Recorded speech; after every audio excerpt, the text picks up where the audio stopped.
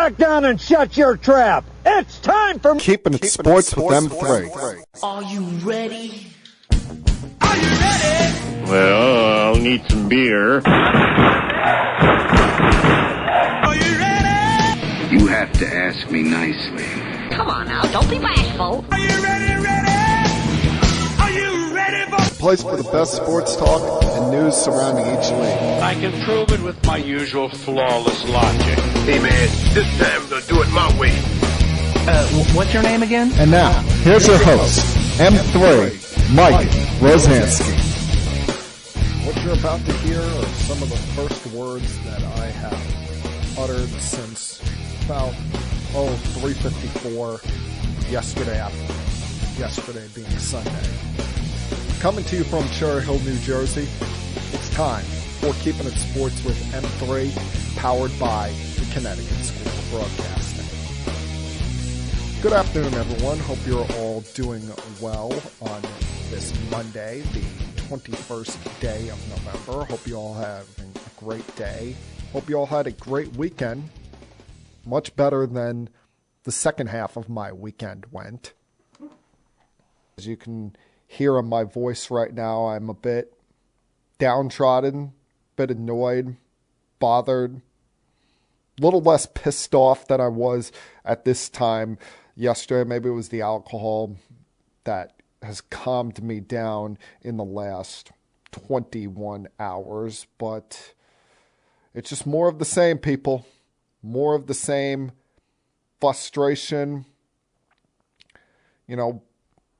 pain that the New York Jets tend to bring me at some point each and every single year. And this year it's been different than past years because this year they're actually record-wise having a good season, sitting there at 6-4 with a shot at making the postseason. But that's not something that's on my mind, not something that's on the mind of many Jet fans right now, because we have this nightmare that continues to hang over us, this dark cloud that we cannot seemingly escape, that continues to haunt us year by year as our lives go on. And that dark cloud is, of course, Bill Belichick and the New England Patriots, who defeated the Jets yesterday for the 14th consecutive time. And of all of them, this was probably the most painful because, as I've mentioned, prior to this year, the Jets have not been that good of a team. So with all the losses, you just, kind of shrug your shoulders and you move on. But with the Jets being a quality team this year, and the fact that it's been so long since that win against the Patriots in December of 2015, this one had you aggravated because you're watching all day. You're watching the Jets defense put on this great performance. Missed a couple of tackles here and there, but that's going to happen. But they're holding the Patriots to 3 points, holding them to under 300 yards of total offense, and only about $120 in the second half. And still they come away with a loss on, of all things, a special teams play. As this was going on, as it just was 3-3 forever, I'm sitting there in the middle of my second or third beer in the fourth quarter there, and I'm thinking to myself, how is this going to end? I was not confident at all in them winning this game based on what I'm watching from this Jets offense, or lack of offense, or should we say offensive offense. I'm wondering, how painful is this going to end? Because that's the only way at this point it was going to end.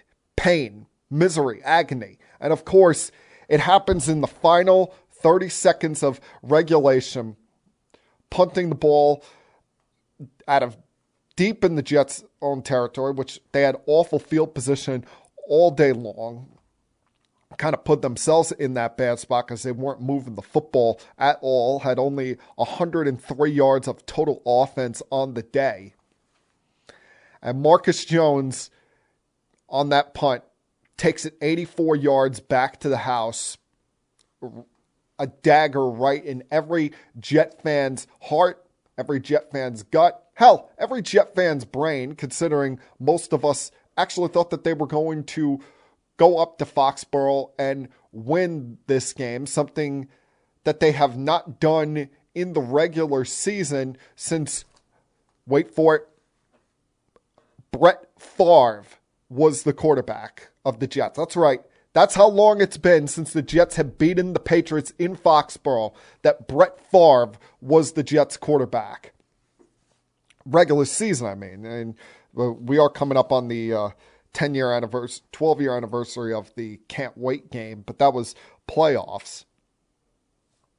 And the blame for yesterday, to me, solely goes on two people. Because, yeah, you can get on the special teams for not making the stop, but to be in that spot where your defense only gives up 3 points and you still lose, the blame goes solely on quarterback Zach Wilson and the offensive coordinator, Mike LaFleur.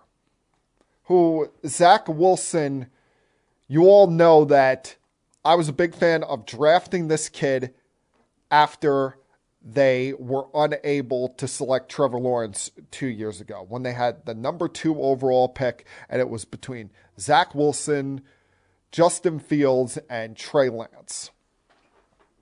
Well, so far, and even though Trey Lance has not taken the field much, so far it looks, when it comes to drafting Wilson over Fields, the Jets screwed up on that. They made the wrong decision. And I'm not just saying this based on the fact that Justin Fields has taken off and played awesome over the last month and a half. I've watched every game from Zach Wilson as the New York Jets quarterback so far. It's been, 20 games that he's played for them so far? And I have not seen improvement. I've not seen him fix mistakes on the fly. I've not seen him play like a quarterback who is 6'2", 6'3", whatever he's listed at. He's more so playing like a guy who's about 5'11". He's still bouncing passes in front of receivers on short plays. And then when you have long passes or even intermediate passes down the field, he's either floating them for defenders or throwing it over the receiver's head. I mean, the one play that he made yesterday, you could argue Denzel Mims got away with a potential offensive pass interference on that. Other than that, Zach Wilson was putrid, continued what has been nothing but absolute garbage from him against the New England Patriots. And what's even worse than not just his performance against the Patriots or his performance in general, it's his attitude. It's his lack of accountability. And I wanted to stay away from all things Jets after this loss yesterday. I didn't even watch the post-game show yet. I'll maybe watch it tonight on DVR. But I come across on Twitter yesterday as I'm watching the 4 o'clock games a video from SNY, and I'll read you the excerpt from the video. Connor Hughes, who covers the Jets, asks Zach during the post-game press conference, do you feel like you let the defense down at all? And Zach, sitting there still with his stupid headband on, for some reason chewing gum, has the gall to say no. Are you freaking kidding me, kid? You don't feel like you let the defense down? And, quite frankly, I shouldn't be surprised about this, because if you read reports from out this week, he actually thinks that he played well against the Patriots 3 weeks ago when he threw 3 interceptions against them at MetLife But, he threw for 350 yards. So, yeah, bravo. Great performance. Kid, the only quarterback in history that has thrown a higher percentage of interceptions against one team was Kurt Warner. He had, I believe, 15 interceptions against the Panthers way back when. You've already thrown 7, and you're only slightly below him as far as percentage rate of interceptions against one team. I mean, you got to be freaking kidding me. This kid, he takes no accountability whatsoever after poor performances.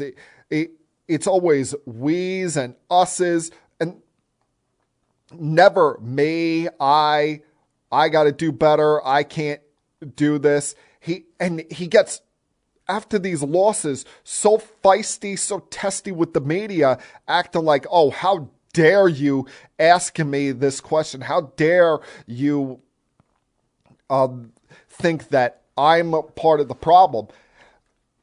Things like that can fracture a locker room. Things like that can cause a divisiveness amongst a team, especially when you have a defense that is playing so well, and I'm not even going to say over its head, because I've said many times on here, you look at this defensive unit as a whole, there's not a bad player anywhere. I mean, yeah, there's not, a bunch of guys playing at the electric level of Quinton Williams or Sauce Gardner, but there's no scrub on that defense. Even the guys that they rotate in have been doing the job, like a Clemens or a Huff. Both, once again, having big plays yesterday to stop potential drives for the Patriots. But as a unit altogether, this roster is pissed off. I mean, you read Rich Cimini on ESPN this morning saying, quote, hearing this morning there's a lot of raw feeling amongst Jet defensive players. Clearly, Zach's post-game lack of accountability didn't sit well. Hell, even Garrett Wilson, who's supposedly his top target, who supposedly they've developed a good chemistry so far this year, he is annoyed by this. When after the game saying, I'm done with this, saying this shit is sorry. They have to put more trust in the receiver room. Hopefully this wakes up some people in the facility. And you know who that's a message to? Not just Zach Wilson, but the offensive coordinator, Mike LaFleur, who you watch his game plans for these games. There's never adjustments on the fly. There's never, evolving the offense as you go along here. Because, you look at it yesterday, it's not like, Mac Jones went 23 for 27, but it's not like he threw for 450 yards against the Jets. It's not like he was absolutely destroying the Jets defense on what was an awful day weather-wise. Something Zach clearly wasn't hesitant in bringing up after the game, saying, it was so windy out there. Well, it didn't affect Mac Jones, who he just took what was presented to him. Little checkdowns to the running back, slants across the field. Wasn't, doing anything spectacular, but also wasn't doing anything to put his offense or defense in adverse conditions. What Zach was doing seemingly all day long. I mean, you can't have your quarterback going out there and having less completions than the total number of drives that your offense had on the day. And the one that keeps popping in my head is he had Elijah Moore wide open along the Patriots side of the field, and he bounces the football about 5-6 yards right in front of him. And, I'll get back to LaFleur here. Why is there no adjustments like that? I mean, you're looking at the Patriots, they adjust to what is presented to them, and their offense is run by a former defensive coordinator and a former special teams coach in the likes of Matt Patricia and Joe Judge. Yet, you're supposed to be some offensive whiz kid, and we never see those kind of adjustments from you. And when do you expect it to change? Because he's been enabled as well. Because he's the head coach's BFF. He's the head coach's best buddy. Him and his brother Matt, you see how awful offense he's running it in Green Bay. They're like brothers to Robert Saleh. And this week is an important week for Robert Saleh. Not just because you want to have a bounce back at home against the Chicago Bears, who are probably feeling like they let one get away against the Falcons yesterday. But you have a crisis on your hands here. You have a situation where this locker room is not going to splinter. This locker room is united against one person.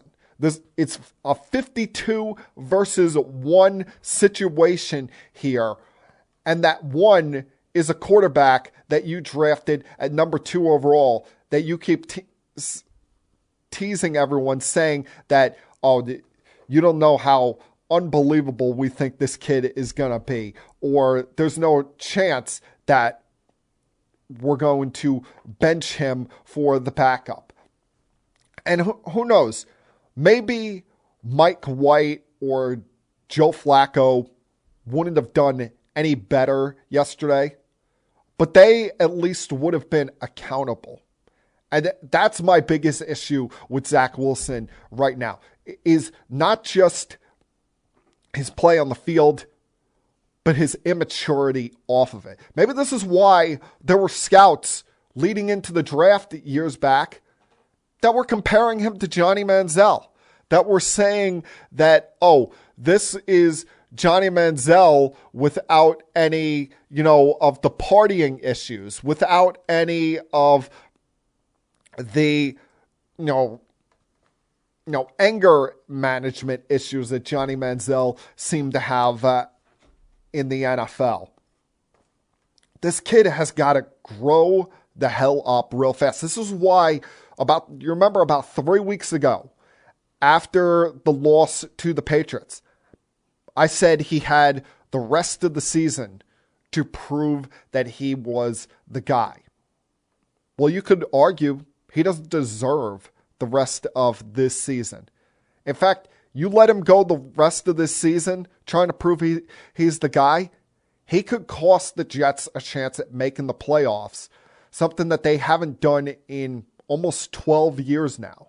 And this group deserves better than that. When you see this defense playing its ass off, when you see the hard work that Garrett Wilson puts in, when you see the fact that you have a makeshift offensive line of guys that are coming in and out, the fact that Dwayne Brown at 37 years old pushed off shoulder surgery because he thought clearly there's something here with this group. When you're seeing the running backs at least trying to battle their ass off through an offensive line of half guys that no one's even heard of before. And then you see this kid's poor play combined with his immaturity, a lot of which he's been enabled since college to act like. You could argue, this group deserves so much better than that. And you're going to throw away a chance at the postseason unless either he gets his act straight and gets things together and is at the very minimum a competent quarterback, or you bench his rear end and go to either Mike White or Joe Flacco. Either way, I'm starting to lean toward the side that the Jets don't have their guy here. And this is coming from someone, as I said, who wanted them to select him when they couldn't get Trevor Lawrence. Because, right now, I think it's also fair to say that even though we chased him out of town, Sam Darnold would have done better with this group. He at least would have stood up there yesterday and said, this is on me, rather than Zach Wilson, his sourpuss, standing up there chewing gum with that stupid headband on. Makes me absolutely sick to my stomach. All right, I'm going to take a break here, try to calm myself down. I don't know if that's going to be possible because I'm just so aggravated at that loss and the way that this kid acts. But still got a lot I want to get to for the next, about 45 minutes or so here. Give you some thoughts on the AFC as a whole, which if you look at it right now, who do you trust? Who's that team that you think could come out and represent the conference in the Super Bowl? Give you some thoughts on college football with the big injury that took place over the weekend. Mixing a little NBA, some thoughts on Durant and the Nets, as well as got to get to the Giants as well, who had a big loss yesterday, a loss that could prove quite costly in a lot of ways. So plenty to get to over the next about 40, 45 minutes or so here. So sit back, relax. Hell, put your feet up on the table if there's one in front of you, and continue keeping it sports with M3. I'll be back.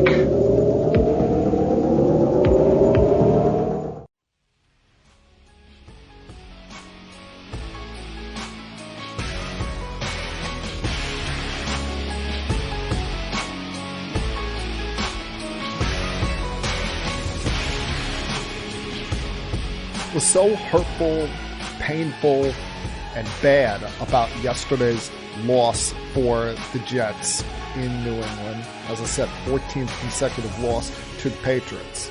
But what hurt even more than that is now when you look at the standings, technically the Jets do not control their own destiny. Now, right now, we sit here and yes, they're 6-4, but they're on the outside looking in on the playoff picture based on the head-to-head matchup between them and the Bengals from earlier this year.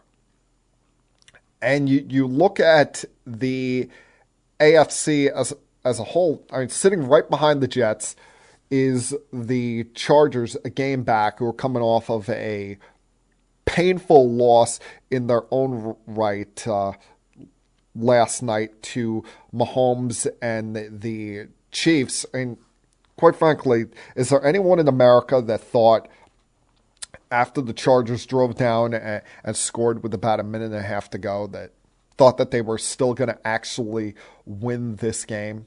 Come on, you got Patrick Mahomes on the other side. He's made a history of making the AFC West's life a living hell. He's never lost to this division in the months of November and December, or at least hasn't lost to them in 4 years. He's won 8 straight against this division. He's making this division that we thought was going to be quite possibly the best division in all of football coming into this year his personal little playground, his personal little fun house. The fact that he just, no lead is safe against them. He almost looks at the AFC West and laughs and tells them thanks for trying, both him and Kelsey, who, you can make the argument right now that we're watching a guy cement his Hall of Fame legacy in what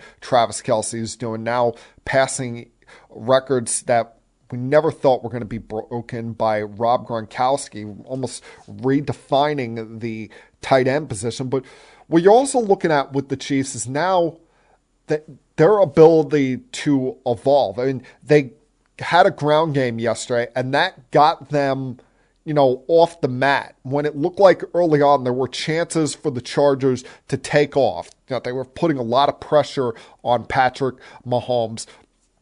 But the ground game with Pacheco, especially, even after Clyde Edwards-Helaire went out with injury, kind of kept this game in check, kind of kept this game at an ease. And you're never you're never at nerves. You're never, panicking when you have Mahomes as your quarterback.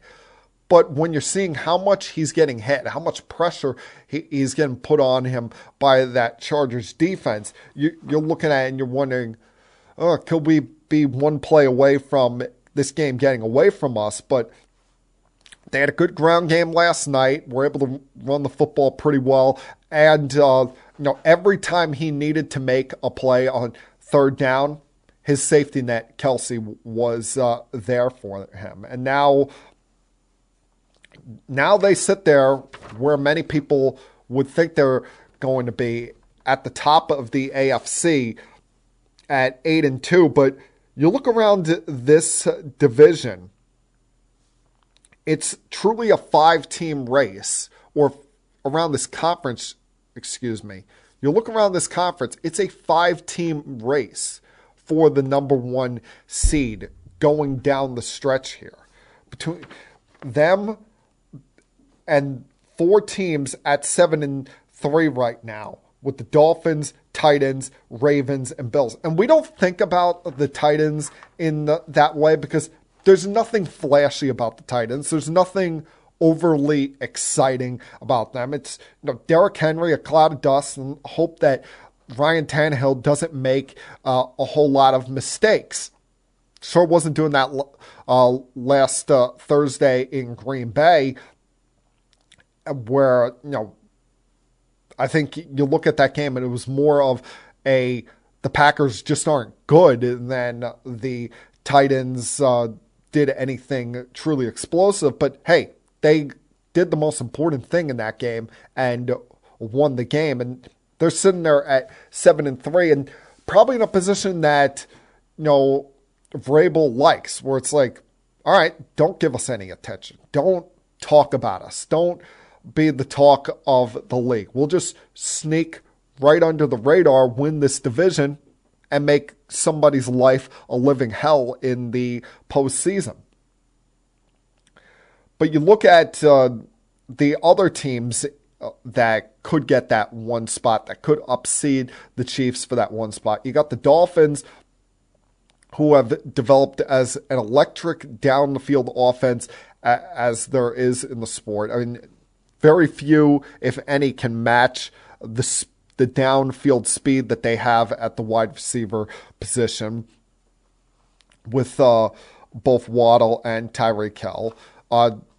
Tua's been playing at an MVP level, and now, coming off the bye is when we'll really see what this team is made of, because they've sat there for the last week and a half, had bouquets and roses thrown their way, been, amongst the talk of football. Now it's up to them to go out there and do what they really have not done much since the Dan Marino era. Show that they can handle prosperity. Show that they can handle success. Show that they can handle being one of the top teams in the sport, and they'll get that opportunity started this coming Sunday afternoon. But with the Ravens and the Bills, and listen, I know the weather conditions were awful in Buffalo, but how cool would that have been if they could have played that game in the middle of that snowstorm there? I mean, yes, you want it. It's not just the big concern is the health and safety of the coaches and the players, but also the health and safety of the fans. And we know that Bills fans would have at least tried to drive through that blizzard to get to the stadium. But it would have been an awesome sight to see them playing football in the middle of those conditions. But they went to Detroit, handled business against the Browns. And you'll look at this, it was important for Allen to have a relatively clean game. It wasn't a dominant game. He more so relied on the Bills' ground attack, and they were able to have a running game that did not involve him for once yesterday. But they took advantage of a lot of the mistakes of the Cleveland Browns. Mistakes, the reason why they've been a disappointing 3-7, and in all likelihood will be not even in conversation as far as a playoff spot once Deshaun Watson comes back in a couple of weeks. But it was important getting the ground game going, because you don't want to just be a one-dimensional team. You don't want to just be a team where they say, oh, we can just rush 3 or 4 guys at you, and we'll play 8-man in the secondary, knowing that you don't run the football very well. But, getting Singletary, getting Cook going yesterday could be a good sign of things to come for the Bills, and see if they can carry that over now to Thanksgiving Day, where, ironically, they'll be back in Detroit to play the Lions.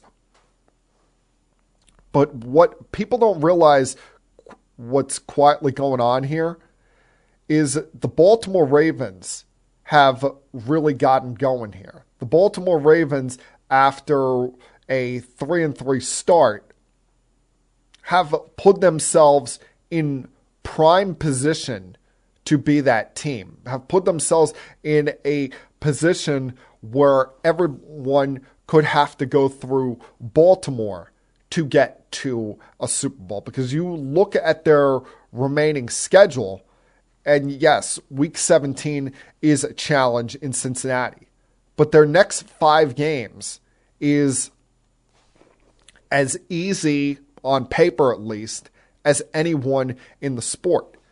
You've got the Broncos coming in in 2 weeks. You've got the Jaguars this coming Sunday. You've got 2 matchups against the Steelers, who we've seen, offensively can't seemingly put anything consistently together.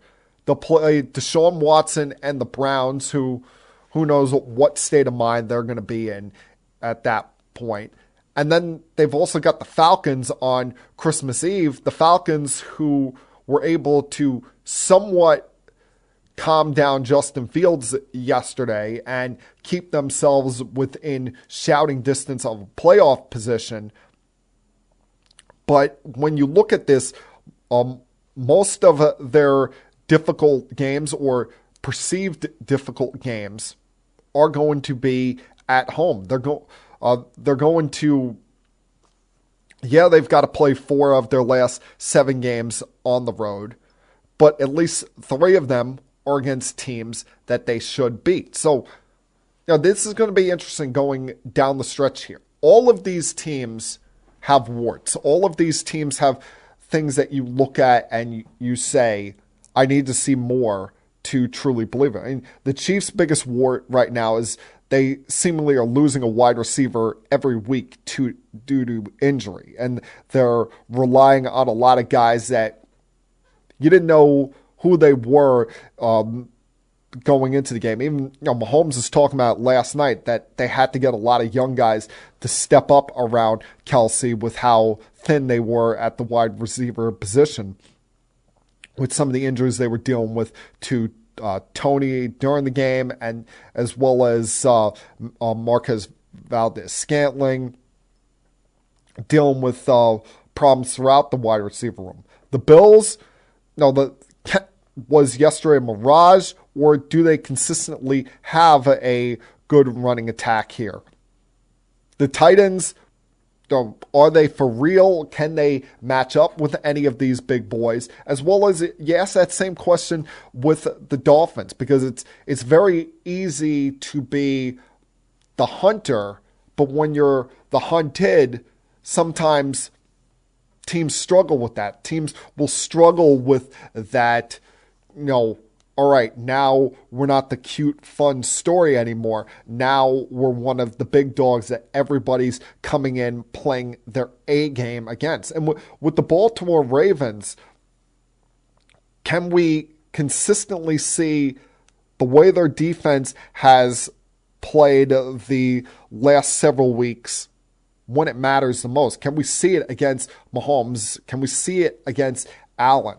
And is Lamar Jackson going to have those past postseason demons that he's had sneak on up on him once again? So it's going to be fascinating to watch this last month and a half, this battle between these 5 teams as far as who gets that 1 seed in the AFC. Because remember, in each conference, it's only the 1 seed that gets the first round bye. And I've said it before, I'll say it again. I truly believe that if the Buffalo Bills get home field advantage throughout the AFC postseason, they're going to the Super Bowl.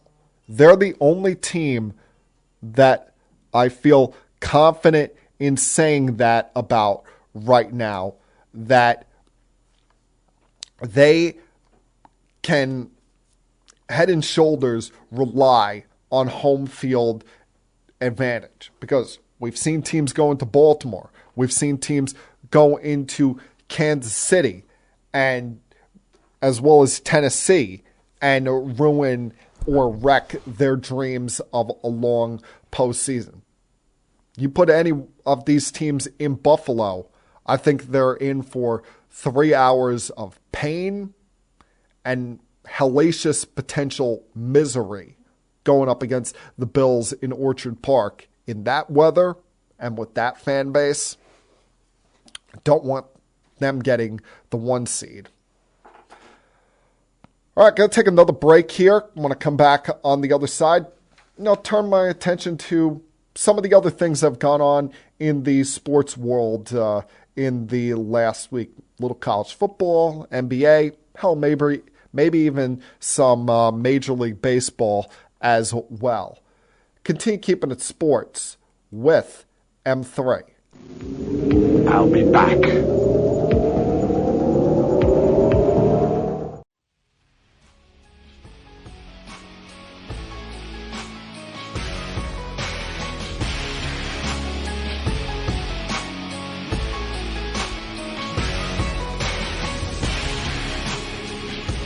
Well, we are coming down to the wire in college football's regular season. There's only 2 truly important weeks left when it comes to determining who's going to be in the college football playoff. This week, seemingly, a rivalry week across the board in college football. A lot of, animosity, a lot of emotion going to be flying in this week because even underdogs, even teams that we perceive that, they have no shot against a big dog, are going to be bringing their A game because A, it's a rivalry, and B, they may have a chance at making a bowl game on the line. I don't expect Georgia Tech to pull off what would be the biggest upset of the college football season in upending number 1 Georgia, especially down there in Athens. But they're at least going to bring their A game for a half, considering they win, they get into a bowl game. But right now, with about 2 weeks left to play here, we still have a lot up in the air when it comes to the college football playoff, because after last week's rankings, as we sit here, Georgia, Ohio State, Michigan, and TCU with Tennessee and LSU on the outside looking in. Well, the 4 teams that would currently make up the college football playoff held up their end of the bargain, although it was, somewhat panic time there. It was somewhat uneasy there for a while for all of them. I mean, Georgia needed McIntosh to flat out run all over Kentucky to hold them off. And Ohio State and Michigan were at least pushed to the very end by Maryland and Illinois. Hell, TCU TCU, the way they won this game is against Baylor is almost remarkable. And you wonder, if other teams are going to take the tape of this and put it as part of their practice. Because the fact that they, no timeouts left, get the ball advanced to within even decent field goal position, and you're seeing the offensive unit and the special teams unit passing each other like ships in the night onto the field, them not just able to get set as the clock is winding down, but hit a walk-off field goal like that on the road with a rolling clock in that spot was remarkable. And in all fairness, I mean, Baylor, quite frankly, deserved to win that game. They look like the more aggressive team. They look like the team that truly had something to play for most of the day. But TCU, to pull that one out of their rear ends, if they make the playoff, that's going to be one that school is talking about for years to come. Now, the thing that will help all four of these teams, even with Ohio State and Michigan playing on Saturday, and to me, the only way both of them make it is if the loser loses by, say, one score, say a walk-off field goal at the end, and the winner is the Big Ten champion.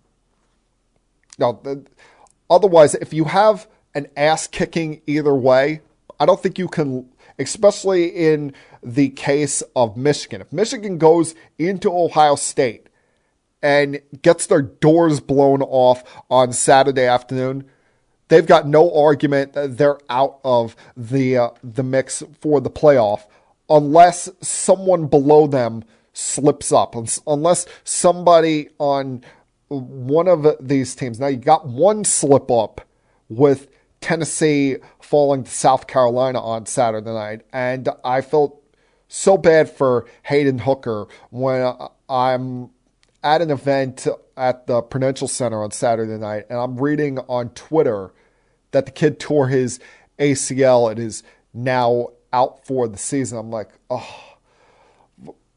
For one, that gives Tennessee a second loss, so that's going to eliminate them from the conversation. But, I mean, the kid's played so well the last 2 years. He's gotten this program back on the map. He's been through so much. That's why he's been allowed the exemption to still be playing college football at 24 years old. Just felt bad for him that not just his season, but his college career had to end in that fashion. But Tennessee got, there's no other way around it. They got destroyed. They got lit up by Spencer Ratliff and the crew on Saturday night. The teams that after them still have a remote shot at getting in this, even the slightest chance whatsoever, are LSU and USC. And with them, both of them are going to have to not just win this coming week, but they got to win their conference championships and hope that winning those is enough for the committee. Because I think as long as Georgia doesn't slip up against Georgia Tech, they're in. They could lose the SEC title game and still be in. We've seen them do it just last year to Alabama. The winner of Michigan, Ohio State is going to be in, even if they lose the Big Ten title game. Then it becomes, who do you take with those other two teams? TCU has to be undefeated. They're not going to put them in as a one-loss team.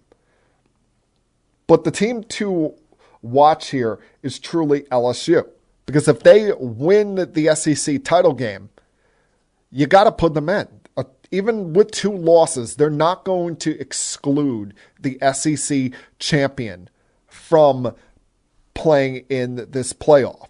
So you're looking at a potential wild scenario where you could have, say, 2 teams from the SEC and 2 teams from the Big Ten if TCU slips up, or you could have 2 teams from the Big Ten, the SEC champion Georgia and TCU, and there's still a lot that could go down. I don't think a lot is going to be turned on its head this week unless Ohio State or Michigan blow the other one out.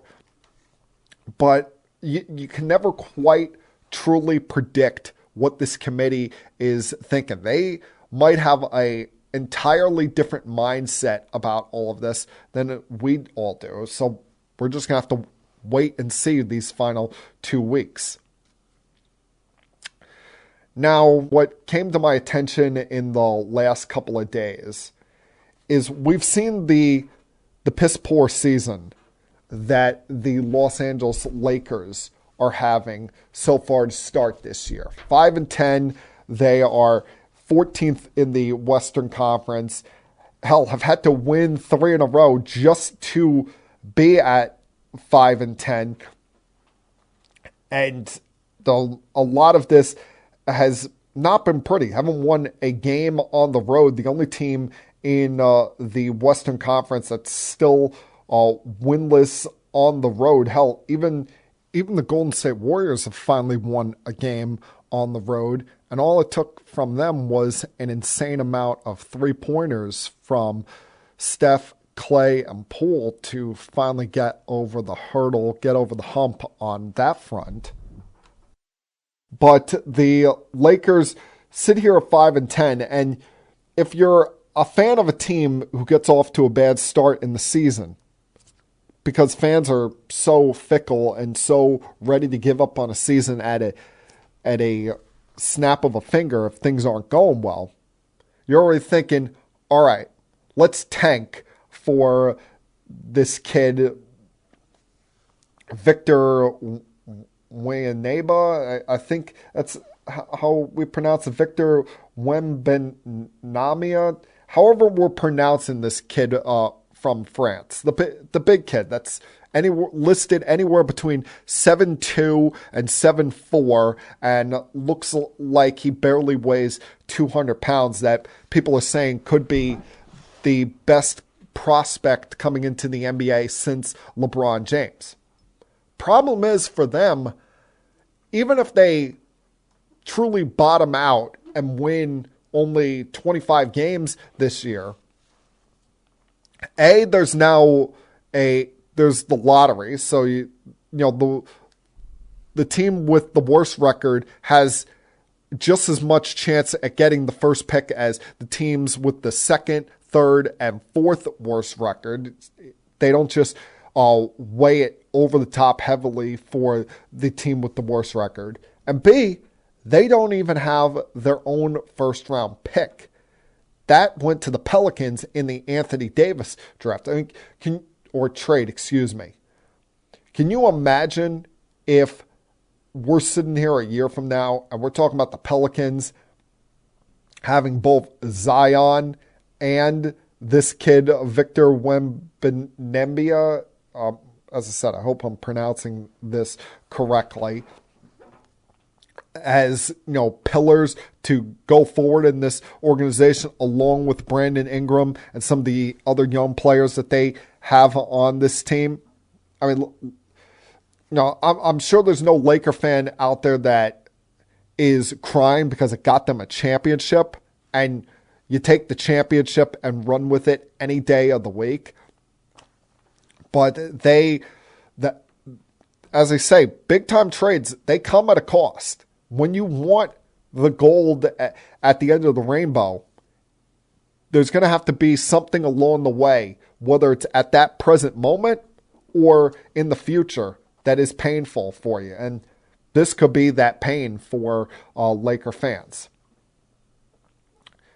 Now, before I take another break, of course, I've got to touch on the Kevin Durant situation, which seemingly is a day-to-day proposition here. I mean, we sit here right now, the Brooklyn Nets are 8-9. They're in the 9th spot in the East and would currently play the Knicks in a play-in game in the whole play-in scenario at the end of the year. Which, wouldn't that be a fascinating scenario? A play-in game at the Barclays Center when about 75% of the crowd would be rooting for the New York Knicks. But Kevin Durant did an interview recently with Bleacher Report in which he kind of comes off as one of, if not the biggest hypocrites in the entire world. He was asked if it was difficult to request a trade. And his response, quote, "It wasn't difficult at all to request a trade because it was all about ball. I went to them and was like, yo, I don't like how we are preparing. I don't like shoot-arounds. I like practice. I need more. I want to work more bleep. Hold me accountable. Get on my ass and film if that's going to help you get on everybody else's head. I want to do more closeouts. I want to work more shield drills at practice." This was the type of bleep I was coming at them with. I wasn't like, yo, you all need to make sure everyone around me can make my life easier. Hell no. I want to make everybody else's life easier. Ask Steve Nash. You can call him right now. I would say, I need more closeout drills. I need to practice more. That's what I was on. Are you kidding me? He's saying to us that he wants more practice. He wants the team to be held more accountable. He wants them to work harder on things. But let's go back about, close to 3 years ago now. A little less. It was about a week before the season got shut down due to the COVID-19 pandemic. And the Nets fired Kenny Atkinson. Now, they've said since then it was a mutual parting of ways, but let's face it, that's always a friendly way to say somebody got fired. And why did that happen?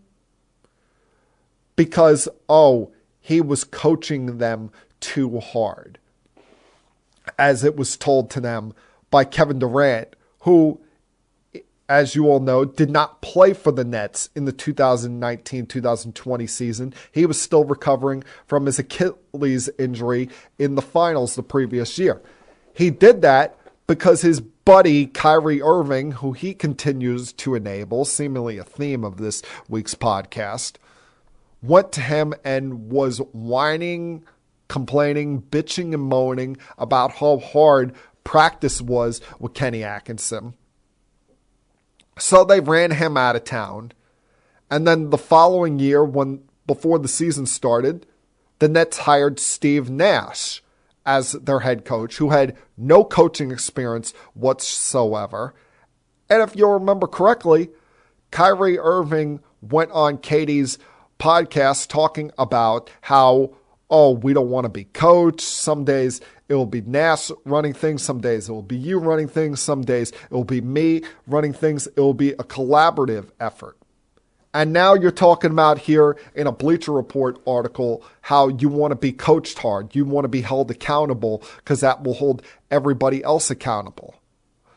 I mean, just how bad, just how hypocritical does that make you sound? You had a coach that was holding people accountable. That coached people hard. That turned the Nets from a laughingstock into a fun, likable team that got them to the postseason back in 2019. And just because he was coaching your boy Kyrie way too hard, you chased him out of town. So now because, things aren't going well with this roster, because Kyrie every single week is seemingly picking up a new cause that he wants to represent, good or bad, and coming up with reasons not to play. James Harden forcing his way out. you're looking for excuses. You're looking for reasons why you wanted to be traded and wanting to put the onus all on the organization when it was you that put this whole thing together. And you could have had a head coach that did all those things that you're requiring, that you're asking for here. But like I said, you chased him out of town just because of Kyrie and him being a little baby. You're seeing a theme here, people. You're seeing something here that, it's not like I've been just pulling things out of the sky. Not just like I'm pulling things straight out of my ass for the last 3 years when I've been talking about this. I'm a Brooklyn Nets fan. I've watched all of this play out since this group came together in the summer of 2019. It's been one thing after another with Kyrie Irving. And while he's not enough of a star player to get someone fired, Kevin Durant certainly is.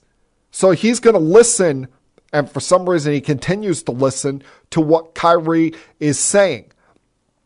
And that's since the moment that they got rid of Kenny Atkinson, that has led to the slow, painful downfall of this team. Yes, they made the playoffs as a 3 seed a couple of years ago and should have beaten the Milwaukee Bucks in that second round series.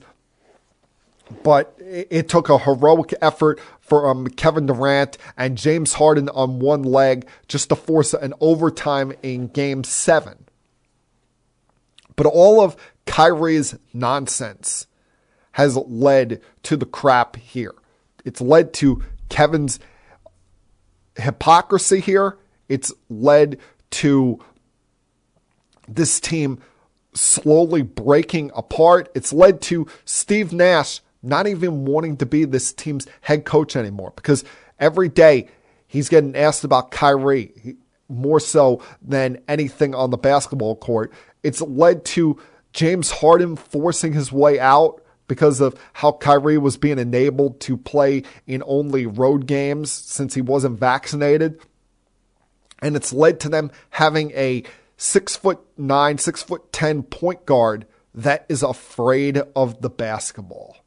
I mean, this is all going to come falling apart. You just watch. At some point, they're going to have to trade all of these guys away and rebuild once again. And quite frankly, the only person I feel bad for in all of this is Sean Marks and Jacques Vaughn. Sean Marks, because he had this organization going the right way. But as we all know, you need stars. You need superstar caliber players if you're going to win a championship in this league. And he had to sell his soul to the devil in order to do that. And I feel bad for Jacques Vaughn because he finally gets an opportunity as a head coach once again. Now, he wasn't the Nets' first, second, third, or even fourth choice to be the next head coach of this team. They were, if not for all of the Kyrie nonsense, they would have hired Ime Udoka from the Boston Celtics.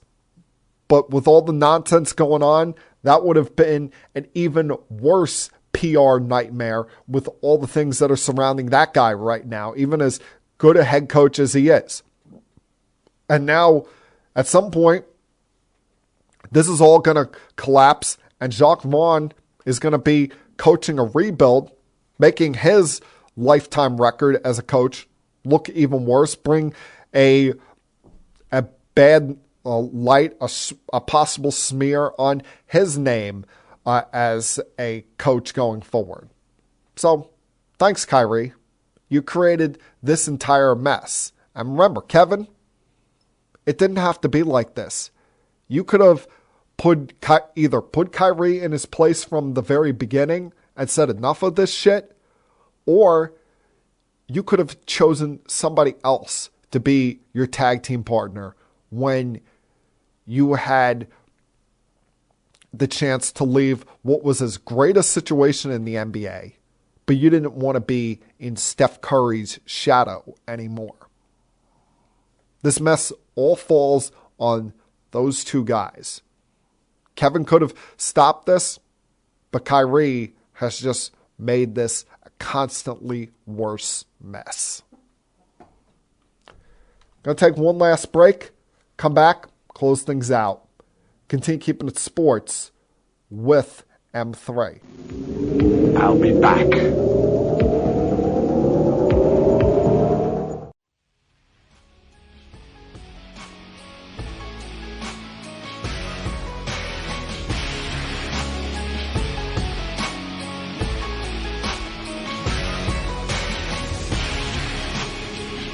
Amidst everything going on with the NFL season, college football, even the NBA, what kind of went under the radar last week was the announcement for all of the awards from the regular season in Major League Baseball, announced Monday through Thursday last week. I forget, there's a title that the MLB Network calls this, and they went a little bit over the top in their TV shows announcing this, having these 2-hour presentations for the MVP, Rookie of the Year, Manager of the Year, and Cy Young awards last week. But now, want to give a shout out to, of course, some people in this area that won awards. You know, the Rookie of the Year, you saw Julio Rodriguez win it in the American League, and he's going to be a stud for years to come. Cy Young was Justin Verlander. The Manager of the Year was Terry Francona. And it should come as no surprise that Judge was the MVP, but was not voted unanimously as the MVP. And listen, everybody has their own right to an opinion, but the fact that it was the two Angels reporters that voted for Shohei Ohtani, stopping Judge from being a unanimous MVP. And listen, Ohtani is a very unique individual. We've never seen a player like that in the history of this sport. But there shouldn't be this bowing down, ass-kissing thing that's going on when it comes to Shohei Ohtani. And it's unique in the fact that he can both pitch and hit. But I could almost argue that he comes at a cost to the Angels, that what he's doing hurts the Angels as much as it helps them. It helps them clearly because A, is a great talent, and B, it brings not just eyeballs to the TV set, but brings people to the ballpark to watch him play. But let's not forget, he pitches, but he pitches once a week. Over 75% of his starts in his big league career have been on at least 6 days of rest. He's not pitching on once every 5-day rotation like everybody else. And it's not like he's playing the outfield in between then. He's DHing. And while he's great at both of those, it's a hinder at times to the Angels because then you don't have the DH spot open for Trout, because even when he pitches, they have that new rule that when he leaves the game as a starting pitcher, he can stay in as the designated hitter. And when he pitches once every 7 days, it affects the routine of the rest of these starters. It doesn't allow them to get in a groove. It doesn't allow them to get on a roll. So these Angel writers that voted for him as the MVP, they did it just to be that guy. Because quite frankly, as talented as Ohtani is, the Angels would suck with or without him. Let me see him in a pressurized spot. Hell, let me see him do this as a regular starting pitcher, once every 5 days like everybody else. because you're not going to win anything continuing to go through this nonsense. And any organization worth their salt would not allow him to affect the rest of their rotation with his nonsense. I mean, you could argue he cares more about his brand than he does actually winning. Now, on the National League side of things, Michael Harris was the Rookie of the Year. Paul Goldschmidt was the MVP. Sandy Alcantara was unanimously the National League Cy Young Award winner.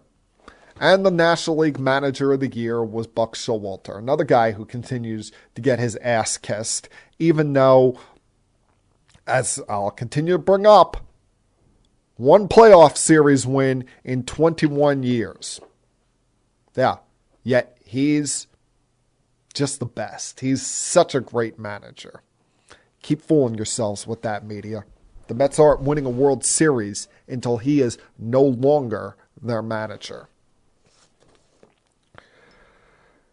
Now, yesterday was, even with all the heartbreak that was going on in this area with the Jets, yesterday was also a painful day at MetLife Stadium for the New York Giants because they fell to the Detroit Lions, a team that I don't think the Lions are going to make the playoffs by any means. I don't think they're going to all of a sudden roll off 7 straight here, or what would be now, that would be 10 straight after being 1-6 and make the postseason.